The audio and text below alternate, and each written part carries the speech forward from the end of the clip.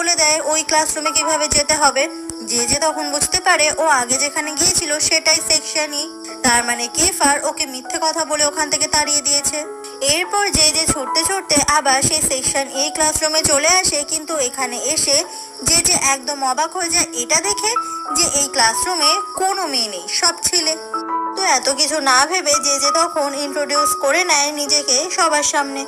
এই ক্লাসের class president হচ্ছে কিফার। ও তখন যেকে ওয়েলকাম করার বদলে ওকে নিয়ে ঠাট্টা তামাশা করতে শুরু করে, আর যেটা দেখে বাকি সমস্ত স্টুডেন্টরা হাসে।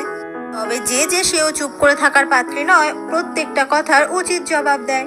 আর এমন অ্যাটিটিউড দেখে কেফার সে নিজেই চুপ করে যায়। যে ভাবতে থাকে এমন একটা ক্লাসরুমে ও কিভাবে টিকে থাকবে। এরপর যেখানে যেখানে বসতে যায় ছেলেগুলো ওকে বসতে দেবে না বলে ওদের ব্যাগগুলো সেই জায়গাগুলোতে রেখে দেয়। এসব দেখে যের খুব রাগ হয়, তবে একটা ফাঁকা সিট পেয়ে ও কোনো রকমে ওখানে বসে পড়ে। কিন্তু তখনই কেফার ওর গায়ে পেপার বল ছুটতে থাকে, আর শুধু কেফার নয়, ক্লাসের যতজন ছিল সবাই পেপার বল ওর দিকে ছুঁড়ে মারে।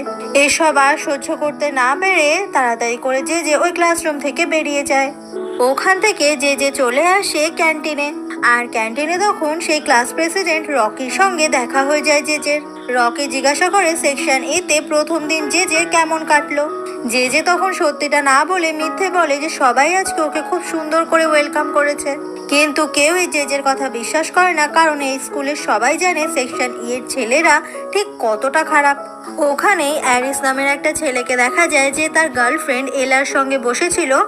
অ্যারিস জেকে দেখে বলে যে তোমার জায়গা ঠিক ওই জায়গাটাতেই ঠিক আছে। তো এই কথাটা শুনে বোঝা যায়। তো গাইস, পরের পার্টটা দেখবে পার্ট 3-তে।